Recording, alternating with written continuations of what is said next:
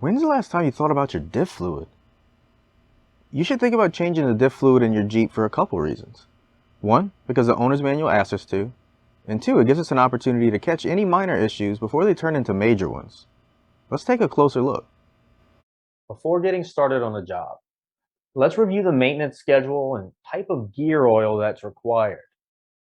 If you hear the terms diff or axle fluid, gear oil, or gear and axle lubricant, they all mean the same thing in this instance.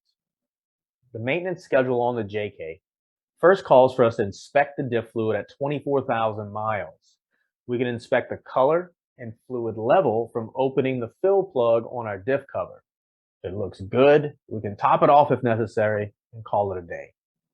The first gear oil change is not scheduled until 48,000 miles, and per the manual, that's only if using your Jeep for heavy-duty applications like off-roading, Uber or Lyft driving, towing, things like that. This job is so easy, however, I'd recommend changing the fluid by 48,000 miles regardless of how you drive. Now that we know when to inspect or change the diff fluid, we need to obtain the proper type of fluid. If you have aftermarket gears, lockers, or a limited slip differential installed, pay particular attention to that manufacturer's requirements too, as they could differ slightly from the factory specifications. Now let's talk numbers. 80W90, 75W140. What do these numbers even mean? If you're the type of person to engage in heated conversations regarding conventional versus synthetic oil, then this explanation is probably not for you. I won't even tell you my preference. The Society of Automotive Engineers, or SAE, uses this system to grade oil, and simply speaking, these two numbers let us know the viscosity, or how well oil flows in certain temperatures. The first number, in this instance 75W, as in winter, lets us know the oil viscosity grade in cold weather. And the second number, 90, gives us the score or grade for higher temps.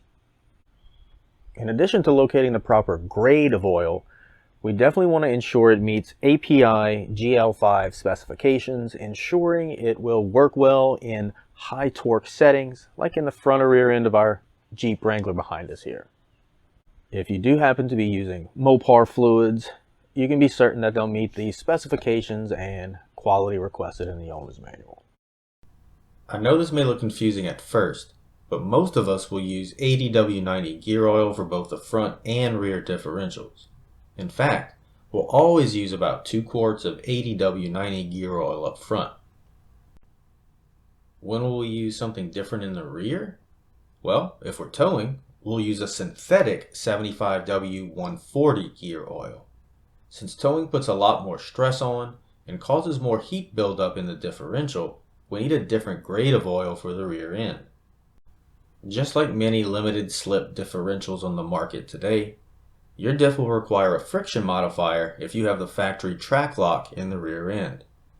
Keep in mind, however, that most quality synthetic oils, like the Lucas brand we're using today, will not require additional friction modifier. If using the conventional 80W90 gear oil with a limited slip differential, including the factory track lock, you will need the additive. And as a general disclaimer, always consult your owner's manual for your specific vehicle for maintenance and specs like this. Not some internet rando. Thankfully, the supplies and tools needed for this job are fairly simple. To keep things tidy, we've got paper towels and some gloves on the right. Of course, something to catch our used gear oil and recycle it after. And to remove our fill and drain plugs, all we're going to need is a 3/8 ratchet and a short extension for that 3/8 ratchet. The cool thing about this is it's going to fit directly into the drain and fill plug, so we don't even need sockets for this job. And then, of course, last but certainly not least, we are going to have our gear oil itself. We're going to need about 2 quarts per axle. The exact amount does depend on the diff cover you're running and also the internals of the diff. You can see we're using the Lucas synthetic 75W90 gear oil. That is simply because what I normally use, the Lucas conventional 80W90, was out of stock everywhere. I couldn't find it. This will still work for us because it is API GL5 certified, which is what we need for our Jeep Wrangler differentials. And in the South, in the summer, I think the 75W will be okay. Now that we know what we need, let's go ahead and get started with the job. Okay, first thing we're going to do is loosen the fill hole right here. And as mentioned earlier, if you have a 3/8 ratchet, just need to place it in there and loosen the fill hole. Now I have a drain pan in here in case the fluid level is above the fill hole, which it could be.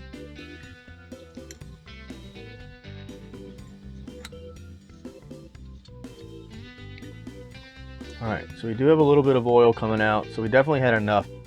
So when checking or inspecting the diff fluid, as the factory manual would call for, we're just going to want to take a look at the color of the oil itself, and also ensure there aren't any shavings on the back of the fill plug. Since this is magnetic on the rear, when the ring and pinion meet each other, if anything gnarly is going on, there could be some shavings or metal chunks or filings, anything like that abnormal.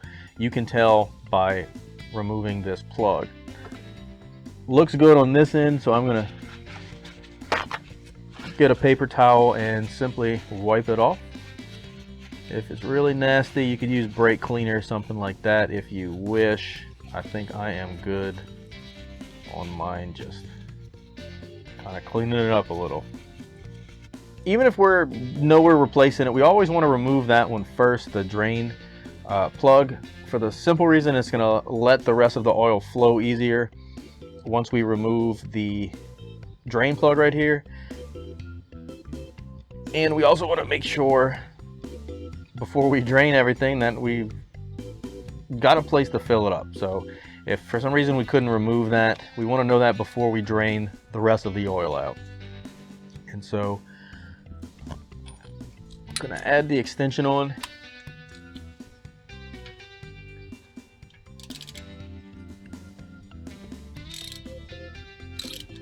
To give us a little bit clearance. You may not even need the extension.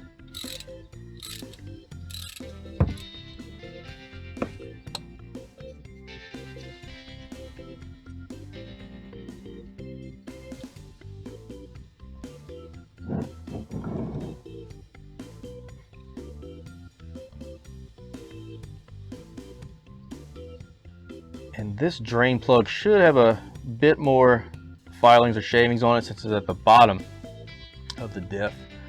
And you can see it does have a little bit more. I know it's coated in oil right now, but try to show you.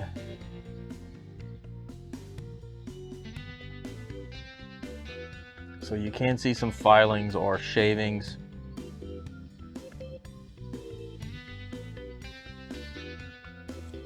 But nothing abnormal. We're mainly looking for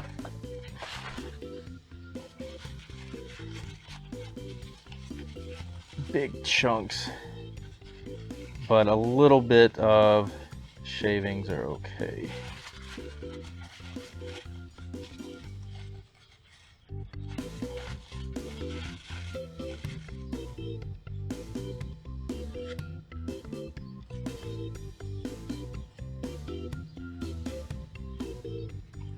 Trying to show you what they look like. Hopefully that's coming through a little bit. It ends up just looking like an oily glob, but you want to make sure there's no huge chunks. Tiny little shavings or filings are okay.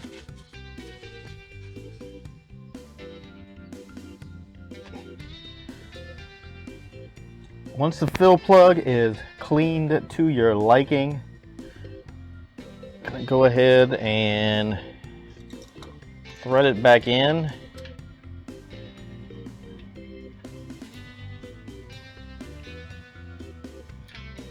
And both the drain and fill plugs factory spec asks for, I believe, 25 pound-feet of torque.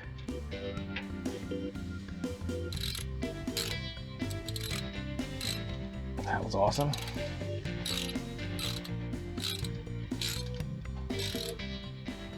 So if you'd like to get a torque wrench on there, you can.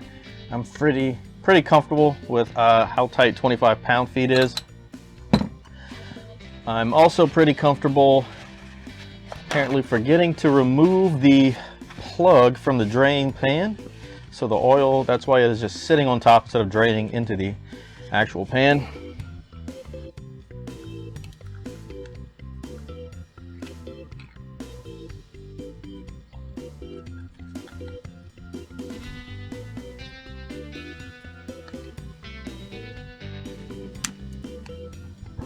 So we are simply going to add our diff fluid to the fill hole until it comes out.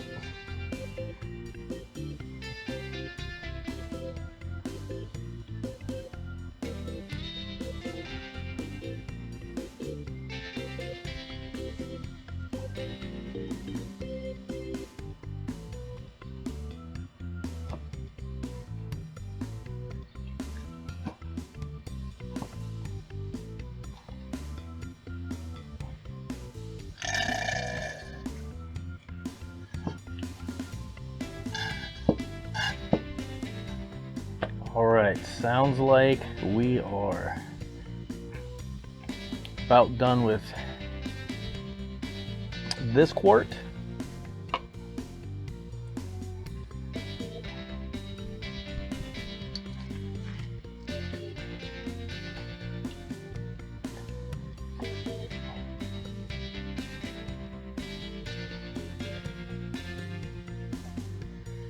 And I'm just kind of squeezing the bottle, get it going a little bit quicker.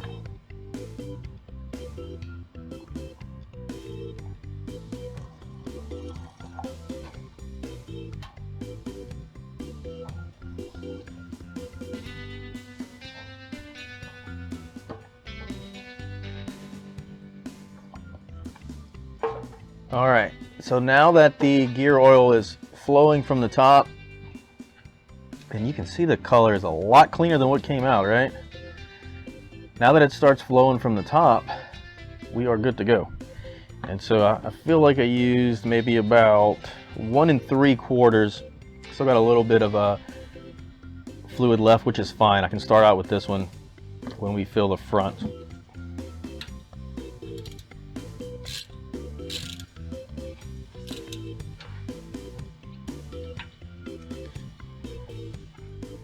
All right, feels like about 25 pound-feet of torque to me. And that is axle 1. Rinse and repeat on the other side. If you want to go ahead and get a torque wrench on these just to double check you're within spec, you can do that.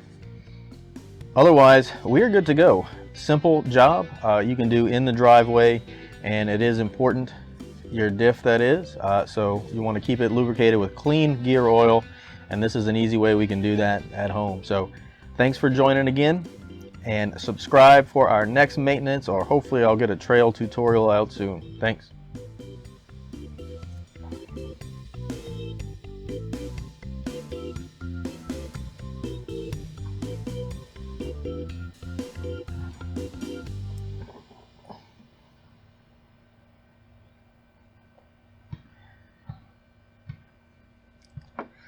Nasty. Why do I always forget that? Ooh, that oil nasty.